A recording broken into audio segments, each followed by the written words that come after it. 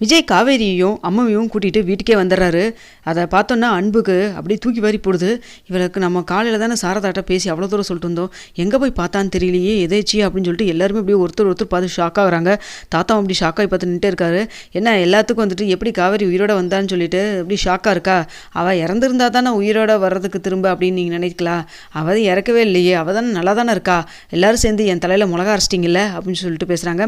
தாத்தா உங்களுக்கு எப்படி தாத்தா, மற்றவங்களாம் கூட விடுங்க, ஆனால் நான் அவங்க மேலே எவ்வளோ தூரம் நம்பிக்கை வச்சுருந்தேன், ஆனால் நீங்களே இப்படி பண்ணிட்டீங்களே, நம்பிக்கை துரோகம் பண்ணிட்டீங்களே நீங்கள் அப்படின்னு சொல்கிறாங்க. இல்லைடா விஜய், எல்லாம் உன் நல்லதுக்காக தாண்டா அப்படின்னு சொல்லிட்டு இருக்கிறாங்க. அப்போ உடனே சக்தியும் வந்துட்டு, விஜய் எல்லாமே உன் நல்லதுக்கு தான் போதும், எது நல்லது, நான் காவேரியோட பிரிஞ்சிருக்கிறதா இல்லை என் பொண்ணும் வந்துட்டு அம்மாவை பிரிஞ்சிருக்கிறதா, இதெல்லாம் நல்லதா உங்களுக்கு படுதா, நீங்களாம் பெரியவங்க தானே, வயசில் மூத்தவங்க தானே, இப்படி தான் யோசிப்பீங்களா, இப்படி தான் இருக்குமா உங்கள் சிந்தனை, ஏன் சித்தி நான் தெரியாமல் தான் கேட்குறேன், இதா சித்தப்பா இருக்காருல்ல, இவரால் உங்களுக்கு ஏதாவது ஒரு ஆபத்து வருது அப்படின்னு சொல்லிட்டு யாராவது சொல்கிறாங்க அப்படின்னால இவரோட பிரிஞ்சு இருக்கணும், இல்லைன்னா நீங்கள் வந்து விவாகரத்து வாங்கிடணும் அப்படின்னு சொன்னால் நீங்கள் ஒத்துப்பீங்களா.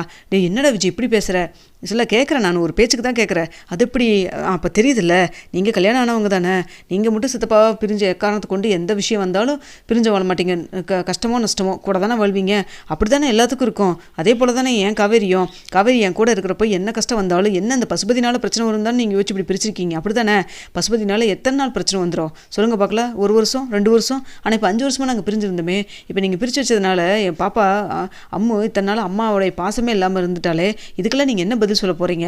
என் தாத்தா கூட இருக்கிறப்பெல்லாம் ஒவ்வொரு தடவையும் வந்துட்டு அவன் அம்மா பார்க்கணும் போல இருக்கே அப்படின்னு சொல்லுவாள்.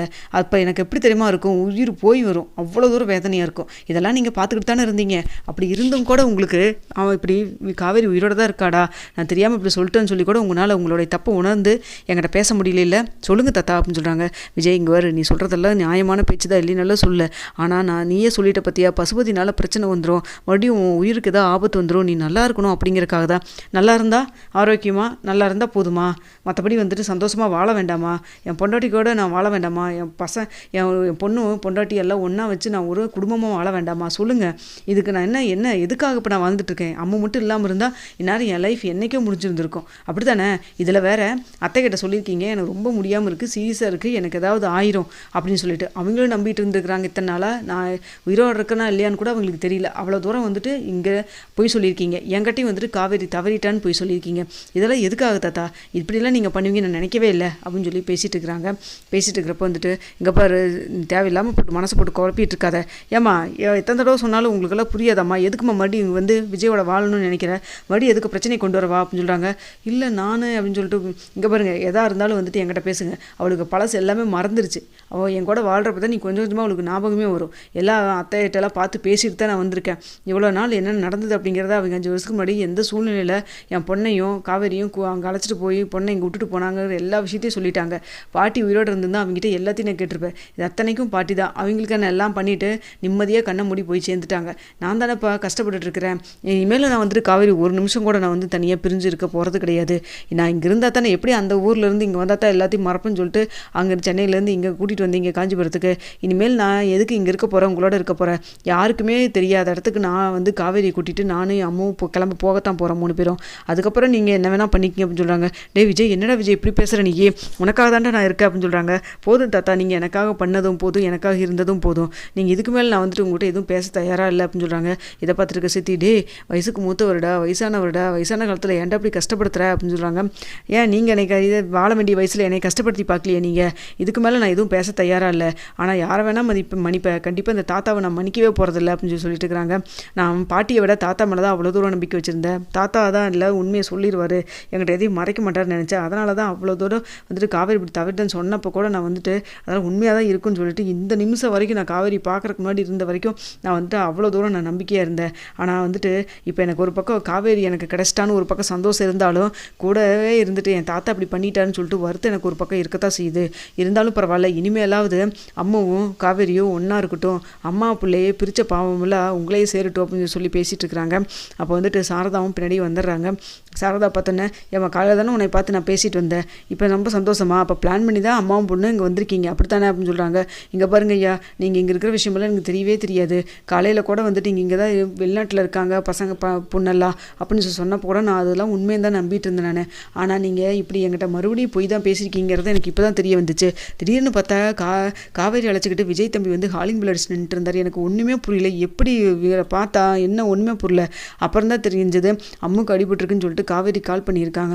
காவேரி கால் பண்ணோன்னா குரலை வச்சு காவேரி குரல் மாதிரியே இருக்குன்னு சொல்லிட்டு மாப்பிள்ளையும் சந்தேகத்தோட ஸ்கூலுக்கு போயிருக்கிறாரு.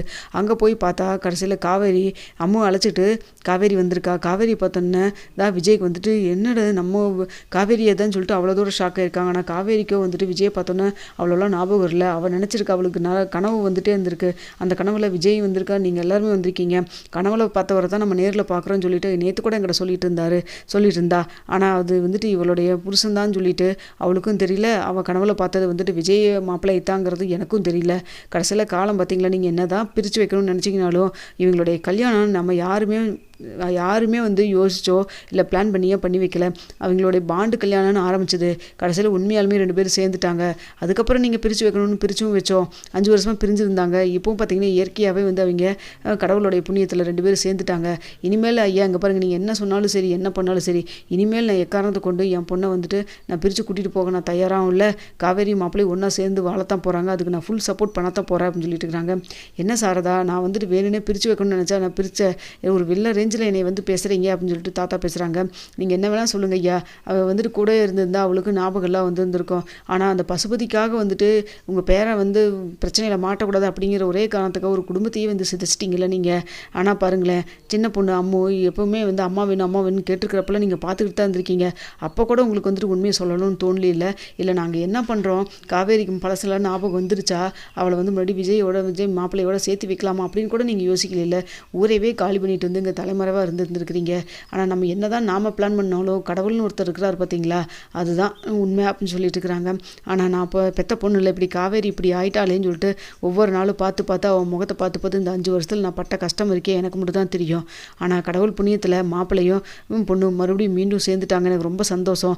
இந்த நிமிஷம் எனக்கு ஏதாவது எனக்கு உடம்புக்கு ஏதாவது எனக்கு உயிர் பிரிஞ்சால் கூட எனக்கு அதை பற்றி கவலை கிடையாது. எனக்கு அவ்வளோ சந்தோஷமாக இருக்குது. காவேரி நீங்கள் பாரு, இவர் தான் 2 பேரும் அவ்வளோ தூரம் ஒருத்தர் நேசிச்சிங்க, சும்மா சொல்லக்கூடாது, அந்த அளவுக்கு நீங்கள் விரும்புனீங்க, தெரிஞ்சுக்கோ. அதனால தான் உனக்கு விஜய்னு பேர் கேட்டால் கூட இந்த 5 வருஷத்தில் ஒரு மாதிரி ஆகுதுமான்னு சொன்னேன் இல்லை, உன் உடம்பு உயிரோட கலந்துருக்கிறாரு, இனிமேலாவது நீ சந்தோஷமாக வாழணும் அப்படின்னு சொல்கிறாங்க. அத்தா நீங்கள் கவலைப்படாதீங்க அத்தா, இனிமேல் வந்து யாருமே எங்களை பார்க்காத மாதிரி நாங்கள் தூரம் எங்கேயாவது போய் கண்ணுக்கே எட்டாத மாதிரி, எனக்கு ₹1 கூட சொத்துலேருந்தும் பணமும் வேண்டாம் ஒன்றும் வேண்டாம், எல்லாத்தையும் விட்டுட்டு நான் கிளம்பி போகிறேன்.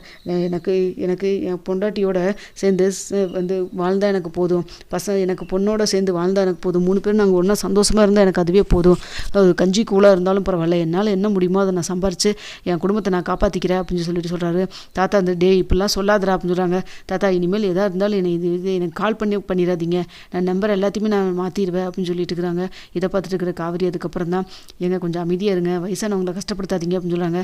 எப்பவுமே உங்கள்கிட்ட இதுதான் காவேரி தப்பே, நீ மற்றவங்களுக்காக தான் யோசிப்பே ஒழிஞ்சு நம்ம இப்படி கஷ்டப்படுறோமே அப்படிங்கிறத நீ யோசிக்கிறதே இல்லை, மற்றவங்களா வருத்தப்படுறதுக்கு படிச்சுட்டு நமக்கு எப்படி